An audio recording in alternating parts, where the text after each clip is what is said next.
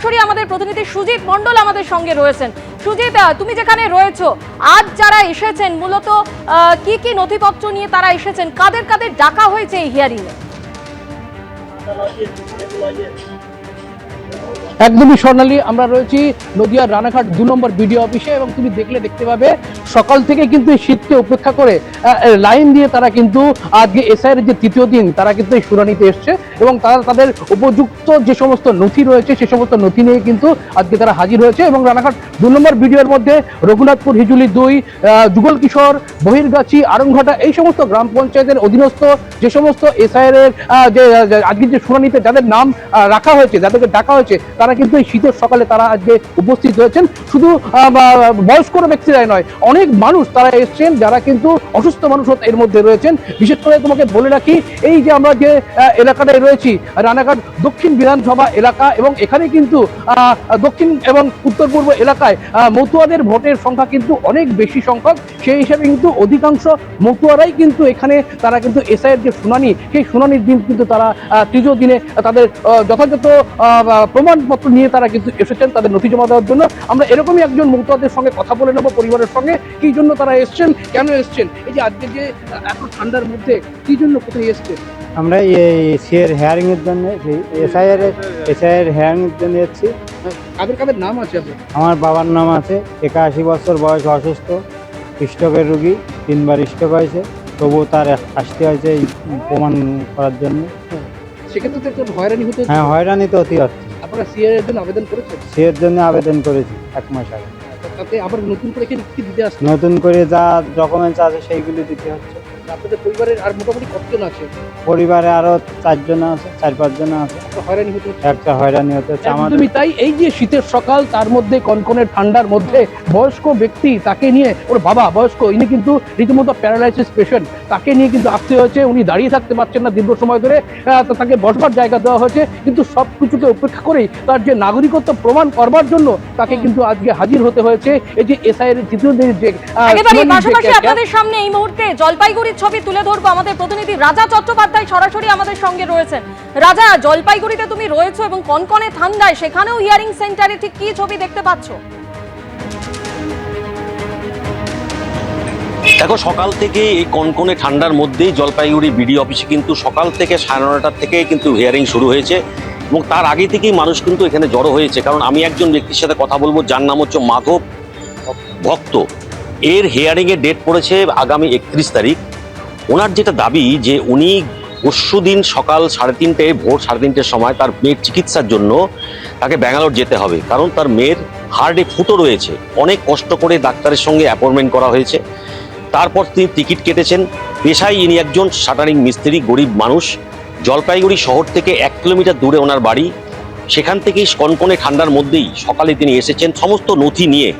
এই যে নথিতে নোটিশ দিয়েছে, সেখানে 31 তারিখ ডেট দেওয়া হয়েছে। ওনার যেটা দাবি যে যেহেতু উনি পরশুদিন সকালে চলে যাবেন, যার জন্য সমস্ত নথি তিনি নিয়ে এসছেন যাতে হিয়ারিংটা আজকে উনি করতে পারেন, যার জন্য তিনি দরবার করবেন। আমি কথা বলবো এনার সাথে। মাধববাবু, আপনি দাবিটা কি করবেন? আজকে হিয়ারিংটা হইলে স্যার আমার ভালো হইতো। আমি তো যাচ্ছি বাইরে মেয়েকে নিয়ে চিকিৎসা করাইতে, যাব ব্যাঙ্গালোর। এখন হিয়ারিংটা হয়ে গেলে আমার ভালো হয়।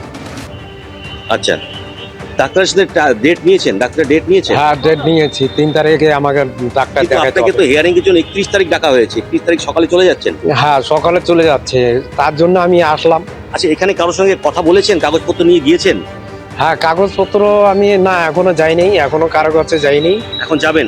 এখন যাব, দেখি কি বলে। যদি আজকে ডেট না দেয় তাহলে কি করবেন? পরবর্তীতে আসবেন নাকি টিকিট ক্যান্সেল করে দেবেন? টিকিট ক্যান্সেল করলে তো আমার মানে লস হচ্ছে না। আচ্ছা, একেবারে দেখাই যাচ্ছে যে বিভিন্ন জায়গা থেকে ভোটাররা তারা কিন্তু হিয়ারিং সেন্টারে এসে উপস্থিত হয়েছেন এবং কোথাও তারা কাগজপত্র নিয়ে অপেক্ষা করছেন, কোথাও তারা আধিকারিকদের সঙ্গে দেখা করার জন্য সময় চাইছেন। আপাতত রাজা, তোমায় ধন্যবাদ। এদিকে যুবভারতীতে মেসির অনুষ্ঠানে বিশৃঙ্খলা কাণ্ডে ধৃত আয়োজক শতদ্রু দত্তের জামিনের আবেদন খারিজ করে 9 জানুয়ারি পর্যন্ত জেল হেফাজতের নির্দেশ দিল আদালত। প্রয়োজনে জেলে গিয়ে তাকে জেরা করতে পারবেন তদন্তকারী আধিকারিকরা। শতদ্রু দত্ত প্রভাবশালী ব্যক্তি, যিনি মেসিকে এনে এত বড় অনুষ্ঠান করতে পারেন তিনি কত বড় প্রভাবশালী বলার অপেক্ষা রাখে না। 12ই ডিসেম্বর সরকারের সঙ্গে চুক্তি হলেও নভেম্বর মাসে স্টেডিয়ামে খাবার বিক্রি নিয়ে চুক্তি করে ফেলেন। তাহলে উদ্দেশ্যটা কি ভাবুন। 20 লক্ষ টাকা লাভবান হয়েছেন, যেটা সম্পূর্ণ অবৈধ ও বেআইনি। শতদ্রু দত্তর জামিন খারিজের আবেদনে এই ভাষাতেই রবিবার বিধাননগর মহকুমা আদালতে সওয়াল করলেন বিশেষ সরকারি আইনজীবী বিভাস চট্টোপাধ্যায়। গত 13ই ডিসেম্বর যুবভারতীতে মেসির অনুষ্ঠানে বিশৃঙ্খলা কাণ্ডে ধৃত মূল উদ্যোক্তা শতদ্রু দত্তকে গ্রেফতার করা হয় বিমানবন্দর থেকে। 14 দিনের পুলিশ হেফাজতের মেয়াদ শেষে রবিবার আদালতে তোলা হলে এদিন ফের তার জামিন খারিজ করে দেন বিচারক। এদিন শতদ্রু দত্তের আইনজীবী সৌম্যজিৎ রাহা বলেন, 21 কোটির বেশি টাকা ফ্রিজ করা হয়েছে, কিন্তু কি করতে চাইছেন? বাকি সব জায়গায় ভালো হলো। শতদ্রু দত্ত 3 গোলে এগিয়ে আছেন। বিশেষ সরকারি আইনজীবী বিভাস চট্টোপাধ্যায় বলেন, 3 গোল খেয়ে গেছেন। 3টি জায়গায় ইভেন্ট ম্যানেজমেন্ট লোক রাখলেন, কিন্তু এখানে রাখলেন না কেন? ওনারা আজকে খুব প্রেস করেছিলেন বেলের জন্য, ওনাদের শারীরিক প্রবলেম ইত্যাদি ইত্যাদি বিভিন্ন কারণে। কোর্ট পুরো মেরিট দেখে বিচার করে বেল রিজেক্ট করেছে। মানুষ যারা টিকিট কেটেছে কষ্ট করে তাদের টাকাগুলো সব মিলিয়ে আমাদের সরকারি সম্পত্তি ধ্বংস মিলিয়ে তো প্রায় মোর দ্যান 22 crore সমস্ত ব্যাঙ্ক অ্যাকাউন্ট ফ্রিজ করা হয়েছে। ওনার ইন্টেনশনটা কী ছিল, যে এটা সিভিল ইন্টেনশন না ক্রিমিনাল ইন্টেনশন? আমি বলবো যাবতীয় পারমিশন একটা বড় অর্গানাইজ করতে, প্রোগ্রাম অর্গানাইজ করতে যা যা পারমিশন দরকার, যেখান থেকে পারমিশন নেওয়া দরকার তাদের প্রত্যেকের কাছ থেকে আমার পারমিশন নেওয়া হয়েছে। আমরা তদন্ত নিয়ে খুশি নয়, কারণ হচ্ছে যে এমন কোনো প্রমাণ এখনো পর্যন্ত পুলিশ আনতে পারেনি যাতে করে আঙুল দিয়ে দেখিয়ে দেওয়া যায় যে আমার মক্কেল দোষী। শুনানিতে শতদ্রু দত্তর আইনজীবী জামিনের পক্ষে সওয়াল করে বলেন, 7ই নভেম্বর বিধাননগর পুলিশ অনুষ্ঠানের অনুমতি দেয়। পুলিশ কমিশনারের থেকেও এনওসি পাওয়া গিয়েছিল।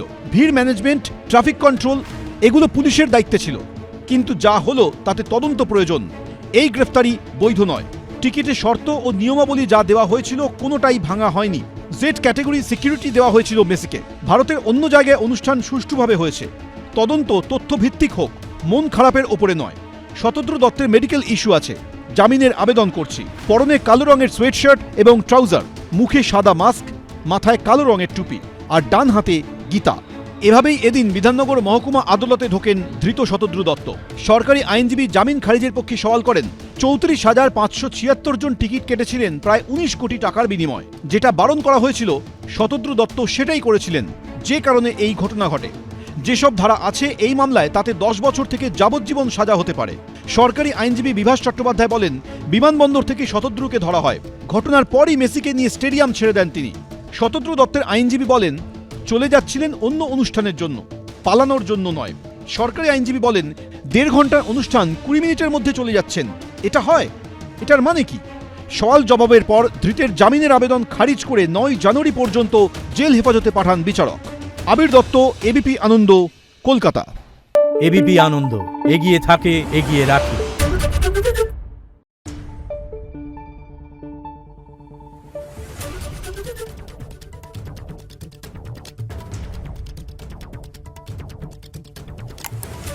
Thank you.